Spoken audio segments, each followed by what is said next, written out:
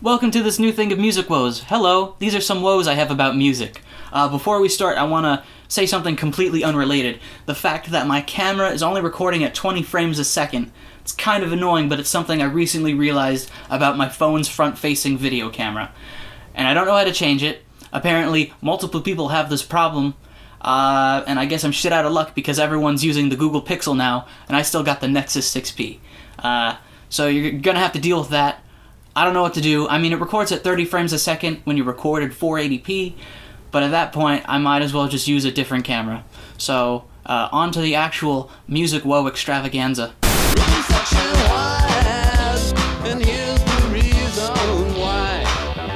So like 4 people have messaged me asking when the next episode of Music Woes is gonna come out. And I wanted to do one for quite a long time, but I just can't really think of something that can give me, a good topic that can stretch on a long time. So basically, you just got a bunch of people being like, can you do another Music Woes? Okay, sure. What on? Just whatever you want. Okay, that doesn't help me at all. It really makes things annoying for me when people are like, can you do this? And then don't give me any direction. But today I've got a whole bunch of different things that I can talk about for a short time each, and it'll add up to something long. People that make rips of analog sources, whether it be vinyl, cassette, or whatever else there may be, and once they send them out, one thing they don't do while post-processing their recording is normalizing the audio. So you basically have a super duper quiet file. And this isn't really a problem if you're just listening to that specific thing of music at home on your headphones or on a speaker thing, because you're bound to not have that many obstructive things interrupting you listening to your thing. But my problem comes from, listening to music maybe on the train, walking around Manhattan in a large group of people, and I've got my playlist of good music that I like shuffling on my iPod. You got some rips of vinyl records that I've found. I'll show a picture right here. Ooh, the magic of video editing. And as you can see, it's super duper duper dynamic. There's a lot of headroom on the waveform. It's actually a little bit too much headroom, because if I were to just listen to that on my iPod in a crowded place and I turn the volume all the way up, it would still only be normal volume then. It wouldn't be any louder than a loud mastered CD playing at normal volume. So, that's a bummer for me. It's a bummer for everyone else because they don't realize that not everything needs to be super duper dynamic. And if there is a lot of headroom and space for you to normalize your audio, fucking do it. Why wouldn't you? Come on. I'm not too crazy about these super duper vinyl channels that have been appearing on YouTube over the past few years. Now, I personally didn't really get into the vinyl thing until 2013, and obviously haven't made a lot of videos about it, because honestly, the things I would have to say have been said by a million other people, so I don't really care to tell you guys, because you probably already know it already. We have these people getting on camera trying to be all relatable about vinyl when being, pretentious hipster scum that they like to pretend that they hate in those relatable videos. Top 10 things we hate about hipsters in vinyl. Motherfucker, take a look at yourself in the mirror. Do you think you're any better than them? That problem with the vinyl channels leading into another problem with the same channels.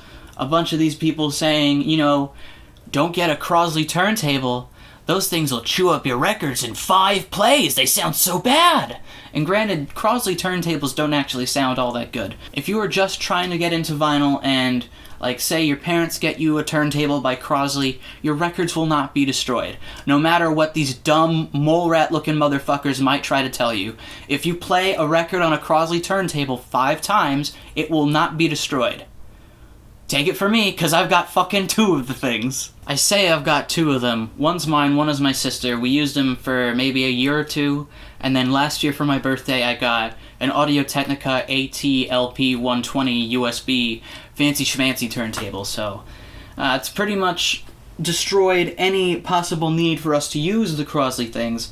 But they're there if we need them, basically. We actually listen to vinyl a bit less now than we did when we used the Crosley turntables, just because the Crosley turntables, they're sort of portable and they have the built-in speakers. They don't sound good, but it's convenient. We're listening to the same records we would on our Crosley, on our new Audio-Technica thing, and it sounds perfectly fine.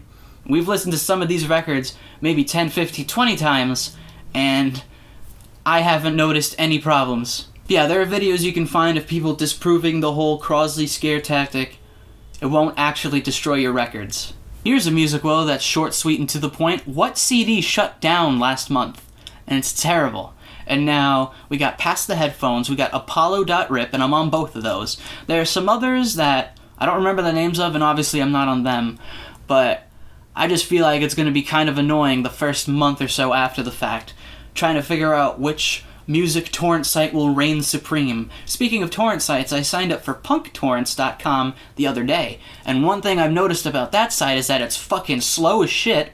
They've got some neat stuff, but I had to re-download uTorrent to use it. It would not work with Deluge. I haven't used uTorrent in fucking 5 years for a reason, because it's kind of horrible, but that's the one that works with punk torrents, and it's very upsetting. One thing I've noticed with a lot of vinyl rips that are on apollo.rip now, or Past the Headphones that used to be from what.cd, is a lot of complaining that there's no lineage info. Where did this come from? What information was used to rip this? Granted, it's interesting information to know, and a lot of times it's useful, but most of the time, when I would download a vinyl rip off of what.cd, there would be no files that included what information was used on how it was ripped. You know, most people would put that in the torrent description, which, what do you know, a lot of people didn't save. So when I was re-uploading a bunch of torrents that I had downloaded from what.cd onto Apollo and Past the Headphones, I've started getting reports on my torrents being like, there's no lineage info! But if anyone was there, still on what.cd, you know, they're legit rips. If you see my other Music Woe video, you know I like to record concerts and put them online, and I put them on dimeadozen.org, and one thing that I recently learned is that you can't have more than 20 torrents on Dime a Dozen. They're bringing up something about, oh, if you have too many torrents in your thing at once, you're not going to be able to seed very well. I don't care about being able to seed quickly. I just care about keeping the torrents that I do make alive. And if I can't seed more than 20 things, I gotta kick out things that I've started before, and these things only have 1 or 2 seeds without me, so in probably a month or two's time, they're gonna be dead torrents, unseeded. Because Dime a Dozen's really, really fucking picky. It sucks. I'm gonna stop talking about torrent sites for the moment. I really don't like it when I get a CD that's sort of rare, and, you know, all the rips of it online kinda sound horrible. You get the CD. You rip it in lossless, and it sounds just as horrible as all the circulating rips because they're sourced from MP3 files. Now granted, this doesn't really happen for, you know, big famous bands, but bands that I like, bands from the Long Island, New York area from the early 2000s, take the album Number 5 by The Fad, and that entire album is just sourced from shitty MP3s. It's really upsetting because, you know, they're good songs. Compilation CDs like to use MP3s a lot, even like more recent compilation CDs, which is kind of horrifying. But the example I use here is an Asbestos Records sampler from 2004, and like 99.99% of the tracks on that are MP3 sourced, and not even good sounding MP3 sourced.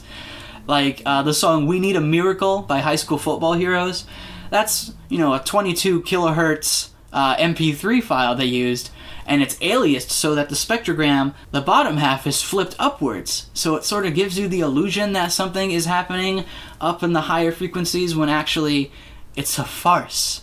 I really hate the kind of people that go into YouTube comments for songs that are vaguely popular, and then, like, say they're young people and they're like, I listen to this is real music. I'm better than all the kids in my class because I listen to this. Wow. Good for you, you get fucking bullied at school because you're very unpleasant and no one likes you. I don't know about these people, but somehow, when I was in high school, I had a very different musical taste than most of the people I was around, and somehow, I was still able to form friendships based on things that are a little less superficial than music taste. People seem to take this a little bit too seriously, and it's really, really dumb. That's pretty much it for today's installment of Music Woes. All I really gotta say beyond this doesn't have to do with anything else that I said in this video. I'd just like to give a shout out to Anthony Fantano's Reddit, who I annoyed with my Music Reviewer Man video. Get over it, guys. He's not very good. That's pretty much it. So, I'll see you guys later.